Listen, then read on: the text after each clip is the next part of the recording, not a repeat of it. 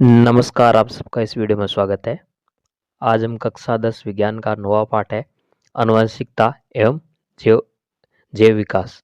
ये पाठ पढ़ेंगे। इस साल जैव विकास टॉपिक रिमूव कर दिया गया है सीबीएसई ने, तो आपके स्कूल में भी शायद ये रिमूव कर दिया होगा एनसीईआरटी से। तो इस चैप्टर के अंतर्गत जहाँ तक मेरा मानना है 10th बोर्ड आप एनसीईआरटी जहाँ भी लागू होती है वहाँ पर जैव विकास रिमूव कर दिया गया है। तो आपको अब सिर्फ आनुवंशिकता पढ़नी है, ठीक है। तो पाठ का नाम है आनुवंशिकता, जिसको वंशागति भी कहते हैं, और एक होती है विभिन्नता। ये दोनों पार्ट के अंदर दे रखी है। और एक होता है आनुवंशिकी। तो आनुवंशिकी क्या? आनुवंशिकी एक ना कह सकते हैं जीव विज्ञान की शाखा है, जिसके अंदर हम आनुवंशिकता और विभिन्नता दोनों का अध्ययन करते हैं, ठीक है। परीक्षा में पूछ लिया आनुवंशिकी क्या है, तो आनुवंशिकी जीव विज्ञान या विज्ञान की शाखा है जिसके अंतर्गत आनुवंशिकी, आनुवंशिकता और विभिन्नता का अध्ययन करते हैं। दूसरी बात, आनुवंशिकता और वंशागति दोनों एक ही नाम है, ठीक है। दोनों का मतलब एक ही होता है। दूसरा, विभिन्नता और विविधता दोनों एक है, इनमें कंफ्यूज नहीं होना है। अब पूछ लिया आनुवंशिकता क्या है, तो विभिन्न लक्षणों का पूर्ण विश्वसनीयता के साथ वंशागत होना आनुवंशिकता कहलाते हैं। यानी कि जीव में कुछ ऐसे लक्षण होते हैं जो पीढ़ी दर पीढ़ी वंशागत होते हैं, एक से दूसरी पीढ़ी में जाते हैं। दूसरी है विभिन्नता। यह जनक और संतति लक्षणों की असमानता की व्यवस्था है, अवस्था है, ठीक है ना। ये जनक और संतति के लक्षणों की असमानता की अवस्था है, वो विभिन्नता कहलाती है। अब बात करते हैं आगे। अगर हम देखें विभिन्नता की, तो विभिन्नता दो प्रकार की होती है, ठीक है। पहली कौन सी होती है? पहली होती है शारीरिक कोशिका विभिन्नता, दूसरी होती है जनन कोशिका विभिन्नता, ठीक है।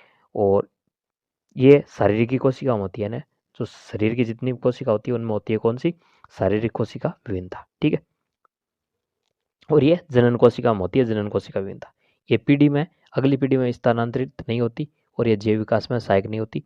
जबकि जनन कोशिका होती है हमारे अंदर, ठीक है ना, उनमें जो कोई विभिन्नता होती है वो क्या अगली पीढ़ी में स्थानांतरित होती है ना, पेरेंट्स से बच्चों में। ये जैव विकास में सहायक है।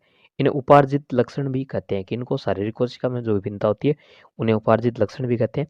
जबकि जो जनन कोशिका में विभिन्नता होती है, जो जनन कोशिका में होती है अगली पीढ़ी में स्थानांतरित होती है, जैव विकास में सहायक है, इन्हें आनुवंशिक लक्षण भी कहते हैं, ठीक है ना। आनुवंशिकता के अंदर आनुवंशिक लक्षणों के बारे में ध्यान दिया गया है। जबकि उपार्जित लक्षण कौन कौन से होते हैं? जो एक ही पीढ़ी में रहते हैं, जैसे कानों में छेद करना, कुत्तों में पूंछ का काटना, ठीक है। अब अगर एक कुत्ते की पूंछ काट दे तो बच्चा होगा, उसकी पूंछ कटी हुई थोड़ी होगी, उसकी पूंछ कटी हुई नहीं होगी फिर।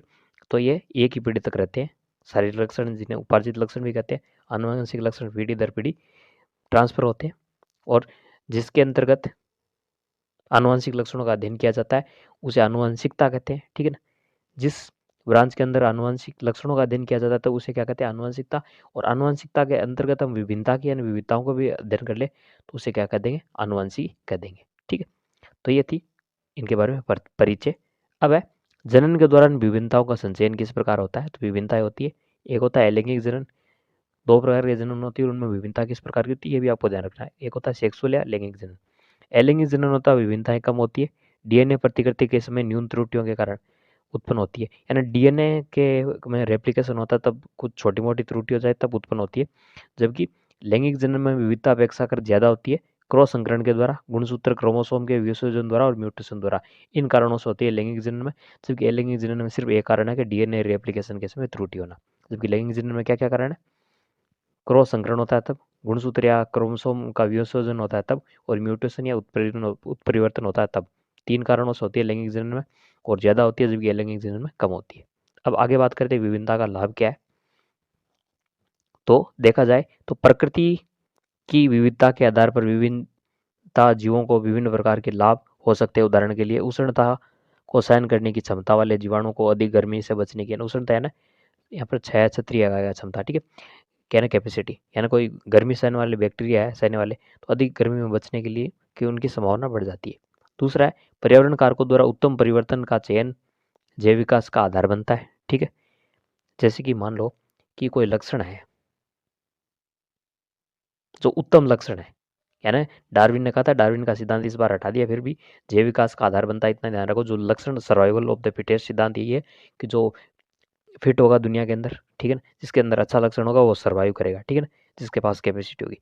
और जिसके पास कैपेसिटी नहीं होगी वो सर्वाइव नहीं कर पाएगा, जो फिटेस्ट नहीं होगा, ठीक है। जिसमें कुछ कमजोरियां होगी वो नष्ट समय के साथ नष्ट कर दिया जाएगा।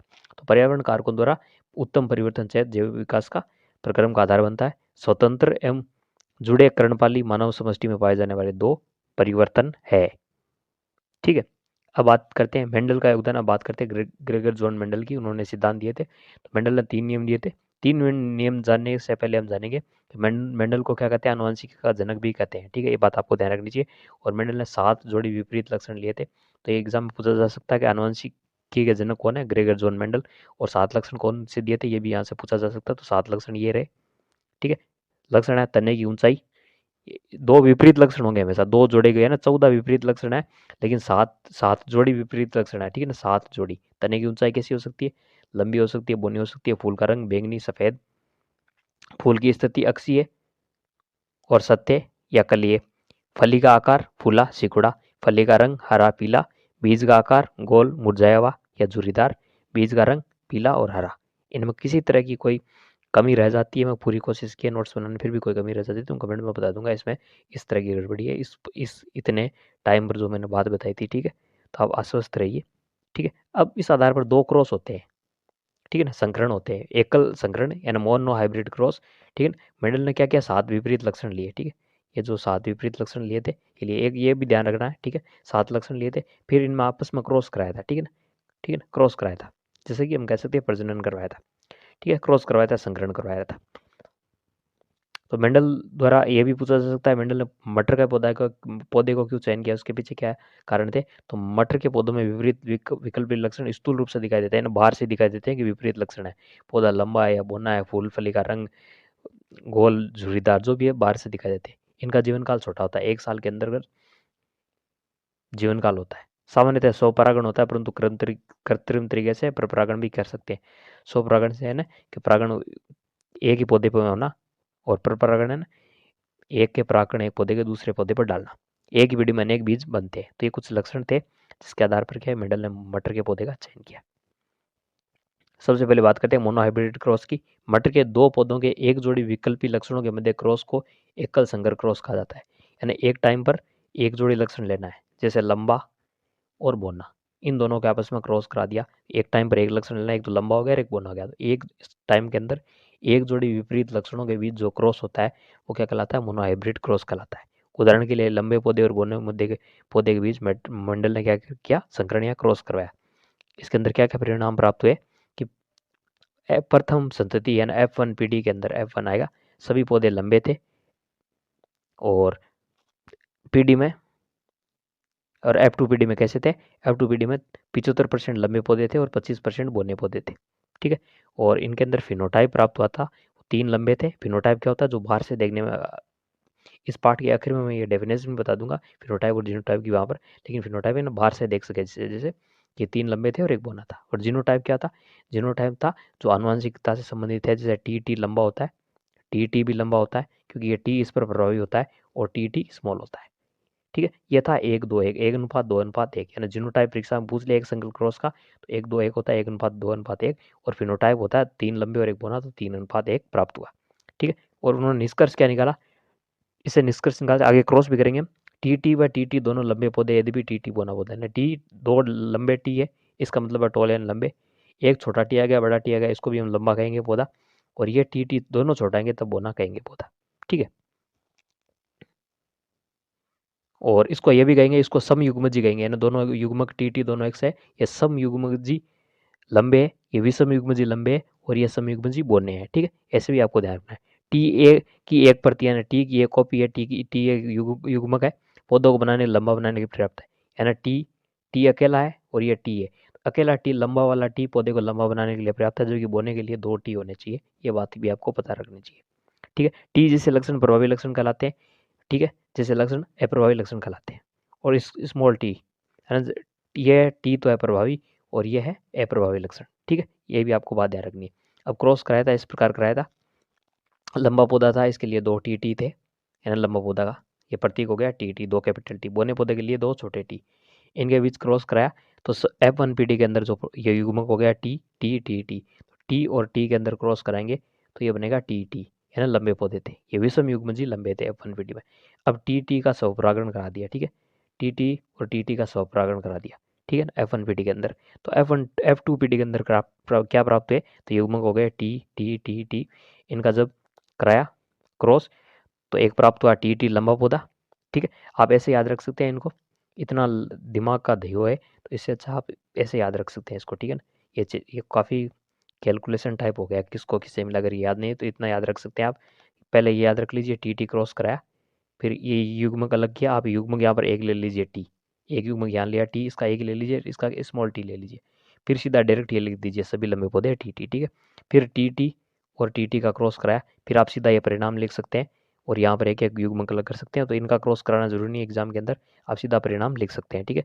टी टी लंबा पौधा, टी टी ये भी लंबा पौधा, ये भी लंबा पौधा, ये बोना पौधा, तो ये 3 हो गए लंबे पौधे प्राप्त, और एक हो गया बोना प्राप्त प्राप्त पौधा, ये थे फिनोटाइप। लेकिन अब जीनोटाइप क्या है, जीनोटाइप है ना कि अंदर से देखने से कैसे होते हैं, समयुग्मजी विषमयुग्मजी, यानी जैसे कि ये लंबा है, शुद्ध लंबा है, ये शुद्ध बोना है, ये अशुद्ध लंबे है, ठीक है, क्योंकि टी छोटा आ गया तो इसका फिनोटाइप क्या हो गया, जीनोटाइप हो गया 1:2:1, 1:2:1, और जीनोटाइप क्या हो गया 3:1, सॉरी जीनोटाइप तो हो गया इसका 1:2:1, और इसका फिनोटाइप हो गया 3:1, ठीक है। ये था मोनो हाइब्रिड क्रॉस, ठीक है। अब बात करते हैं डाई हाइब्रिड क्रॉस, यानी मटर के दो पौधों के दो जोड़ी लक्षण लेने के बाद उनके बीच क्रॉस कराना है। जैसे मेंडल ने लिए गोल और पीले और झुर्रीदार और हरे, इन बीज के बीच संकरण कराया, क्रॉस कराया। अब गोल को लिखेंगे आर आर, दो कैपिटल आर, और पीले को लेंगे कैपिटल वाई, और झुर्रीदार हरे को लेंगे आर आर वाई वाई छोटे छोटे। अब इनके बीच क्रॉस कराया ना, तो ये इनके युग्मक आ गया आर वाई, और यहाँ पर आ गया स्मॉल आर वाई, इधर कैपिटल आर वाई। तो इनको F1 में कराया तो प्राप्त हुए गोल पीले और संकर बीज प्राप्त हुए, गोल तथा पीले, यानी सभी के सभी गोल थे, पीले थे F1 के अंदर, आर आर वाई वाई, यानी capital R small r capital Y small r y प्राप्त हुआ। इनका स्वपरागण कराया तो फिर क्या, यानी गोल पीले का गोल पीले से स्वपरागण किया, तो इससे हम चेकर बोर्ड बनाएंगे नर और मादा के बीच के अंदर। तो इस तरह पौधे प्राप्त हो गए, आर वाई दोनों कैपिटल, आर बड़ा वाई छोटा, आर छोटा वाई बड़ा, आर आर दोनों छोटे, इस तरह लिखेंगे। इधर भी दो कैपिटल आर आर लिखेंगे, आर बड़ा वाई छोटा, आर छोटा वाई बड़ा, और आर वाई दोनों बड़े। तो ये आर वाई और ये आर वाई मिलकर दोनों कैपिटल ही बना लेंगे ना, गोल पीला बीज। अब इधर का आर वाई लेना है और ये आर वाई इधर का लेना है, तो आर आर दोनों बड़े हैं, एक वाई बड़ा है एक वाई छोटा है, तो ये भी गोल पीला हो गया। और यहाँ पर ये आर वाई ये इधर वाला लेना है और ये इधर वाला लेना है ना, इसको ऐसे मिलाना है, ठीक है, इसको ऐसे मिलाते जाना है। इस लाइन में ये लाइन मिलेगी और ये ऊपर वाले ऐसे मिलेंगे, ठीक है, ऐसे मिलाते जाना है। तो आप ऐसे करके कर सकते हैं, नर और मादा युग्मक में क्रॉस हो जाएगा, तो आर आर वाई वाई ये गोल पीला, ये भी गोल पीला, आर आर वाई वाई ये भी गोल पीला, ये भी गोल पीला, ये गोल पीला गोल पीला गोल पीला, ये गोल हरा गोल पीला झुर्रीदार पीला और झुर्रीदार पीला, गोल पीला गोल हरा झुर्रीदार पीला और झुर्रीदार हरा। इस तरह ये चेकर बोर्ड बन जाएगा। इसके जीनोटाइप अगर हम देखें तो इस प्रकार हो जाएंगे, आर आर वाई वाई, इस तरह के कितने प्राप्त हुए पौधे, एक प्राप्त हुआ, इसे कहेंगे समयुग्मजी गोल और समयुग्मजी पीले, है ना, सम यानी एक जैसे, समयुग्मजी यानी युग्मक दो एक जैसे, आर आर दोनों कैपिटल है, वाई वाई दोनों, यानी समयुग्मजी गोल पीले, एक पौधा प्राप्त हुआ, ठीक है। ये था इसका। अब जीनोटाइप और फिनोटाइप निकालेंगे, आर आर वाई वाई, यानी हमें देखना है कि आर तो बड़ा है और एक आर छोटा है, एक बड़ा है और दो वाई बड़े, इन्हें कहेंगे विषम युग्मजी गोल, यानी गोल तो कैसे विषम युग्मजी, क्योंकि युग्मक दो अलग अलग है, और समयुग्मजी पीले नहीं, और पीले क्या समयुग्मजी, ये दो प्राप्त हुए। इस तरह समयुग्मजी गोल और विषम युग्मजी पीले दो प्राप्त हुए, आर आर वाई वाई, यानी आर बड़ा वाई बड़ा, एक आर छोटा एक वाई छोटा, ये विषम युग्मजी गोल विषम युग्मजी पीले, ये चार पौधे प्राप्त हुए। आर आर दो आर छोटे दो वाई बड़े, यानी समयुग्मजी झुर्रीदार और समयुग्मजी पीले, एक प्राप्त हुआ। आर दो छोटे एक वाई बड़ा एक छोटा, समयुग्मजी झुर्रीदार और विषमयुग्मजी पीले दो प्राप्त हुए।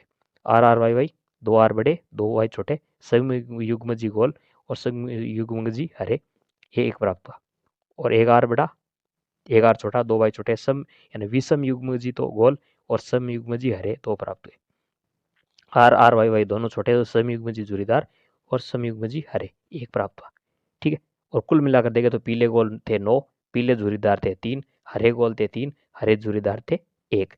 तो जो लक्षण प्रारूप यानी जो फिनोटाइप प्राप्त हुआ 9 3 3 1, यानी गोल पीले 9, ये याद रख लेना। ये इधर वाला पूछा जाए ना जाए 10th क्लास के अंदर, ये जरूर पूछा जाएगा इसके अंदर, ठीक है। ये भी पूछा जा सकता, आप चाहे तो लिखने याद कर ले यहाँ से। गोल पीले 9 प्राप्त हुए, पीले झुर्रीदार 3 थे, गोल हरे 3 थे और हरे झुर्रीदार 1 थे। ये था इसका फिनोटाइप। और जीनोटाइप ये है, ये एक संख्या याद रख लीजिए आप अनुपात के अंदर, 12 24 12 121, ये संख्या याद रख लीजिए, 12 चॉइस या फिर 1:2:2:4:1, ये तो इसका जीनोटाइप और ये फिनोटाइप। अब बात करते हैं इसके आधार पर मेंडल ने नियम दिए। पहला नियम है प्रभाविता का नियम। जब एक जोड़ी विपरीत लक्षणों को धारण करने वाले दो शुद्ध जनकों के परस्पर संकरण कराया जाता है तो उनकी संतानों में विरोध में से केवल एक प्रभावी लक्षण परिलक्षित होता है, दूसरा अप्रभावी लक्षण व्यक्त नहीं होता। यानी F1 पीढ़ी में जो क्रॉस कराया उसके आधार पर क्या कह सकते हैं कि एक लक्षण प्रभावी रहेगा जो टी बड़ा था और जो जी टी छोटा था वो अप्रभावी रहेगा। यही बात प्रभाविता का नियम करना चाहता है। इस नियम के अनुसार निष्कर्ष निकाले जा सकते हैं। लक्षणों का नियंत्रण इकाइयों द्वारा होता है जिन्हें कारक या जिन कहते हैं। कारक जोड़ों में पाए जाते हैं जैसे टी छोटा टी या टी ऐसे। असमान कारकों वाले जोड़ों में एक सदस्य प्रभावी होता है, दूसरा अप्रभावी होता है। ना टी और टी में प्रभावी होगा और ए प्रभावी होगा। ठीक है, नियम दोबारा देख लीजिए एक बार।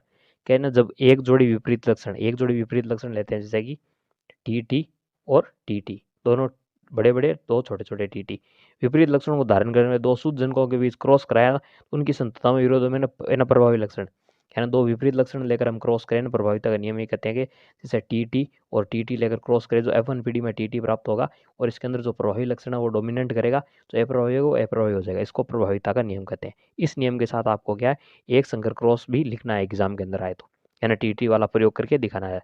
शुद्ध लंबे शुद्ध बोनों के बीच क्रॉस करके F1 पीढ़ी में प्राप्त हो गया टी, एक बड़ा टी एक छोटा टी। ठीक है, फिर इनमें स्वपरागण किया तो फिर 1:2:1 में तो आपको प्राप्त हो गया, अभी देखा था जीनोटाइप और 3:1 के अंदर प्राप्त हो गया आपका फिनोटाइप। ठीक है, ये भी आपको करना है। अगला नियम है शुद्धता का नियम, यानी युग्मकों की शुद्धता का नियम या कारकों के पृथक्करण का नियम। लक्षण कारकों के प्रत्येक सजातीय जोड़ों के दोनों कारक युग्मक बनाते समय पृथक हो जाते हैं और इनमें से केवल एक सदस्य कारक ही किसी युग्मक तक पहुंचता है और इसे कहते हैं कारकों की युग्मकों की शुद्धता का नियम। इस नियम के द्वारा जीन संकल्पना को महत्व मिलता है, इसका महत्व है। ठीक है, और इसके अलावा जब ये भी लिख सकते हैं साथ में अगर बड़ा आ जाए तो ये, वरना उतना ठीक है। जब परस्पर विरोधी शुद्ध आनुवंशिक लक्षणों वाले पौधों के बीच संकर कराते हैं तो प्रथम पीढ़ी में प्रभावी लक्षण प्रकट होते हैं, जबकि दूसरी पीढ़ी में विपरीत लक्षणों का एक निश्चित अनुपात पृथक्करण हो जाता है, अतः इसे पृथक्करण का नियम भी कहते हैं। यह भी स्पष्ट होता है कि प्रथम पीढ़ी में साथ साथ रहने के बावजूद गुणों का आपस में मिश्रण नहीं होता। युग्मक यानी कहना चाहता है, ये पृथक्करण का नियम कहना चाहता है कि F1 पीढ़ी में हमारे पास टी प्राप्त हुआ। ठीक है, फिर हमने स्वपरागण कराया इसका टी का, तो F2 पीढ़ी में क्या है कि ये टी और ये टी अलग हो गया, यानी ये दोनों टी मिक्स नहीं हुए। ये बात ये कहना चाहता है कि F1 टी में सभी पौधे लंबे थे लेकिन ये टी और टी मिक्स नहीं हुआ, यही बात कहना चाहता है। जो F2 पीढ़ी में जाकर ये टी और ये टी अलग हो जाता है, इसलिए ये दोनों युग्मक शुद्ध है और ये मिक्स नहीं हुए, इसलिए कहता है युग्मकों के पृथक्करण का नियम है ना, ये दोनों युग्मक आगे जाकर पृथक हो गए। युग्मकों की शुद्धता का नियम है ना कि F1 पीढ़ी में जो टी मिले थे वो आपस में मिक्स नहीं हुए, ये नियम कहना चाहता है। ठीक है, आप समझ गए होंगे। ये इतनी राम कहानी इसके अंदर लिखी हुई है। संकरण कराया जाता है F1 पीढ़ी में केवल प्रभावी लक्षण प्राप्त होते हैं ना, टी तो होता है लेकिन लंबा कहेंगे उसको, परंतु अब F2 पीढ़ी में लक्षणों विपरीत लक्षणों में एक अनुपात में पृथक्करण हो जाता है, टी अलग अलग हो जाते हैं F2 पीढ़ी में, अतः इसे पृथक्करण का नियम कहते हैं। ये भी देखा गया कि प्रथम पीढ़ी में साथ, यानी प्रथम पीढ़ी में टी और टी साथ रहे फिर भी दोनों मिक्स नहीं हुए, इसलिए इसको युग्मकों की शुद्धता का नियम भी कहते हैं। ये दूसरा नियम था। तीसरा नियम है स्वतंत्र अपव्यूहन का नियम। यह द्विसंकर क्रॉस पर आधारित है। मेंडल ने अपने कुछ प्रयोगों में दो विपरीत लक्षणों को ध्यान में रखकर परपरागण अर्थात संकरण कराया, जिसे द्विगुणित संकरण कहते हैं। ये नियम यहाँ से याद रख लो आप, ठीक है ना। इस नियम के अनुसार जब दो जोड़ी विपरीत लक्षण, यहाँ से ये नियम, जब दो जोड़ी विपरीत लक्षणों वाले पौधों के बीच संकरण कराया जाता है तो इन लक्षणों का पृथक्करण स्वतंत्र रूप से होता है, अर्थात एक लक्षण की वसाकृति दूसरे को प्रभावित नहीं करती। इसे कहते हैं स्वतंत्र अपव्यूहन का नियम। स्वतंत्र अपव्यूहन का नियम आ जाए अगर बड़ा या छोटा कैसे भी आए तो आपको इसको द्विसंकर क्रॉसेस के साथ लिखना है। ये पूरी चेकर बोर्ड और ये इसके परिणाम साथ में लिखने हैं, ठीक है ना। ये साथ में लिख कर आओगे तभी ये होगा, ये इतना नहीं लिख सकते तो आपको ये करनी है पूरी चेकर बोर्ड और परिणाम लिखने पड़ेंगे कितने, 9 3 3 1 है ना, फिनोटाइप तो आपको लिख कर आना ही पड़ेगा। ठीक है, स्वतंत्र अपव्यूहन के साथ आपको करना पड़ेगा ये, तभी आपको नंबर मिलेंगे। अब आगे बात करते हैं कि लक्षण अपने आप को किस प्रकार व्यक्त करते हैं। अगला टॉपिक है, तो कोशिका के अंदर क्या होता है, डीएनए होता है। कोशिका के डीएनए, जीन, डीएनए की संरचनात्मक क्या है, कोशिका है, कोशिका के अंदर क्या हो गया, गुणसूत्र होंगे और गुणसूत्र पर होता है डीएनए होता है, और डीएनए की एक छोटा सा टुकड़ा है जिसे कहते हैं जीन या कारक, जो मिनरल है कारक का, जिसमें सूचना छिपी होती है। ये प्रोटीन संश्लेषण करती है। प्रोटीन संश्लेषण दो प्रकार की होती है। जीन टी है, मान लो ये प्रभावी लक्षण है, ये एंजाइम को दक्षता से कार्य करता है, इसका पर्याप्त मात्रा में हार्मोन बनता है, पौधे लंबे हो गए। जीन टी है, अप्रभावी लक्षण है, एंजाइम की कम दक्षता से इसमें काम होता है, पर्याप्त मात्रा में हार्मोन बनता है और ये बोने पौधे होते हैं। ठीक है, इस प्रकार ना लक्षण अपने आप को व्यक्त करते हैं। अगला टॉपिक है लिंग निर्धारण किस प्रकार होता है। तो लिंग निर्धारण दो प्रकार से होता है। कुछ प्राणियों में लिंग निर्धारण अंडे के उष्मायन ताप पर निर्भर करता है, जैसे घोंघा के अंदर, और कुछ प्राणियों जैसे मानव में लिंग निर्धारण लिंग गुणसूत्र द्वारा होता है। एक्स अक्ष मादा और वाई अक्ष वाई नर। इसमें याद रखना कि मानव में कितने गुणसूत्र होते हैं, 46 गुणसूत्र होते हैं, क्रोमोसोम 46 होते हैं। 44 तो एक जैसे होते हैं जिन्हें कहते हैं काई गुणसूत्र। दो अलग होते हैं, एक्स एक्स मादा में होते हैं और एक्स वाई पुरुष में होते हैं। ठीक है, तो इस तरह लिंग निर्धारण हो सकता है, होता है। एक्स वाई नर है, एक्स एक्स मादा है। इसके युग्मक क्या हो गए, एक्स वाई, इसके एक्स एक्स। अब इनका आपस में क्रॉस करा दो, इस एक्स को इससे मिला दो, इसको इस एक्स से मिला दो। ठीक है, इस वाई को यहाँ मिला दो इस एक्स से, और इस वाई को यहाँ मिला दो इस एक्स से। ठीक है, तो यहाँ पर एक्स एक्स एक्स एक्स संतति होगी, 4 संतति हुई है, जिसमें 2 नर हो गए 2 मादा हो गए। इसका मतलब कि लड़का या लड़की होने की 50-50% संभावना है। ठीक है, एक्स एक्स मादा यानी लड़की हुई, एक्स एक्स लड़की हुई, एक्स वाई लड़का हुआ और एक्स वाई लड़का हुआ। ठीक है, तो 4 जब संतति होती है तो 50% लड़का और 50% लड़की होने की संभावना है। ये बात ये करना चाहता है। आधे लड़के एवं आधी लड़की हो सकती है। सभी बच्चे चाहे वह लड़का हो या लड़की अपनी माता से एक्स गुणसूत्र प्राप्त करते हैं। अतः बच्चों का निर्धारण इस बात पर निर्भर करता है कि उन्हें अपने पिता से कौन सा गुणसूत्र प्राप्त हुआ। जिस बच्चे से अपने पिता से एक्स गुणसूत्र प्राप्त हुआ है वह लड़की, और जिसे वाई प्राप्त हुआ है उसे लड़का होता है। यानी कि एक्स और वाई पिता होता है और एक्स एक्स माता होती है। यानी ये एक्स दे दो से एक्स दे दो, माता से हमेशा युग्म कौन सा जाता है, एक्स जाता है। ठीक है, अब मान लो इधर पिता से ये जाता है एक्स तो ये लड़की होगी, और वाई जाता है तब लड़का होगा। तो लिंग निर्धारण में पिता की भूमिका होती है। पिता में भी किसकी, वाई क्रोमोसोम वाई गुणसूत्र की या वाई युग्म की भूमिका होती है। इसमें माता का कोई योगदान नहीं होता। माता तो चाहे लड़का हो चाहे लड़की, दोनों दोनों ही सिचुएशन में एक्स ही जाता है। इसलिए लिंग लिंग निर्धारण के लिए उसका पिता जिम्मेदार होता है, और लड़का या लड़की होने की 50% संभावना होती है। अब देखते हैं कुछ आनुवंशिक परिभाषाएं। ठीक है, जो आज परीक्षा में पूछी जा सकती है एक एक नंबर में। एक होती है जीन। मेंडल ने जीन को कारक अथवा फैक्टर कहा। यह जीन आनुवंशिकता की इकाई है जो कहाँ पाई जाती है, डीएनए में पाई जाती है। ठीक है, इन कोशिका के अंदर होता है डीएनए, और डीएनए का एक छोटा सा टुकड़ा जो आनुवंशिकता की इकाई है। ठीक है ना, और युग्म विकल्पी या एलील क्या होते हैं, विकल्पी विपरीत लक्षणों के संकेतक जोड़े को युग्म विकल्पी कहते हैं। एक ही जीन के थोड़ा सा भिन्न रूप होते हैं। तीसरा है विषम युग्म जी क्या होते हैं, वे जीव जिनमें विपरीत विशेषकों के एलील होते हैं। विषम युग्म जी क्या हो गए, यानी जिनमें विपरीत विशेषकों के यानी लक्षणों के एलील होते हैं, जैसे टी टी, है ना, दोनों एक दूसरे के विपरीत है। अगला है समयुग्म जी, जो वे जीव जिनमें समान विशेषक होते हैं, जैसे टी टी दोनों लंबे, टी टी बोने। प्रभाविता वह जीन जो अपन पीढ़ी में प्रकट होता है उसे कहते हैं प्रभाविता, प्रभावी या प्रभाविता। अप्रभावी वह जीन या वह लक्षण जो F1 पीढ़ी में प्रकट नहीं होता। और जीनोटाइप होता है जीव का जीन के आधार पर प्ररूप, जैसे टी या टी, कैपिटल टी या स्मॉल टी। और फिनोटाइप होता है जो बाहर के आधार पर देखकर बता सकते हैं पौधा लंबा हो गया छोटा। ठीक है, ये कुछ थे, आप इसका स्क्रीनशॉट ले लीजिए। बाकी बच्चे इसी के साथ वीडियो कंप्लीट होता है। और ये सूक्ष्म विकास ये नहीं पढ़ना। ठीक है, विकास से संबंधित आपको कुछ भी नहीं पढ़ना। स्पीसीज जनसंख्या में समान जीवों का समूह जो आपस में निषेचन कर उत्पादन कर सके स्पीसीज कहलाता है। गुणसूत्र धागेनुमा संरचना जो कोशिका केंद्र में पाई जाती है, और कोशिका की आनुवंशिकता सूचना यानी डीएनए इन्हीं में होते हैं। और डीएनए डीऑक्सीराइबोन्यूक्लिक एसिड इसकी फुल फॉर्म है, ये गुणसूत्र में पाए जाते हैं। और इनका एक भाग होता है टुकड़ा, उसे जीन कहते हैं, और आनुवंशिक लक्षणों का वहन करता है। ठीक है, डीएनए या जीन ही क्या है, जिम्मेदार है आनुवंशिक लक्षणों के लिए। तो ये थे पार्ट। वीडियो अच्छा लगे तो इसको लाइक कीजिए, शेयर कीजिए और चैनल को सब्सक्राइब कीजिए।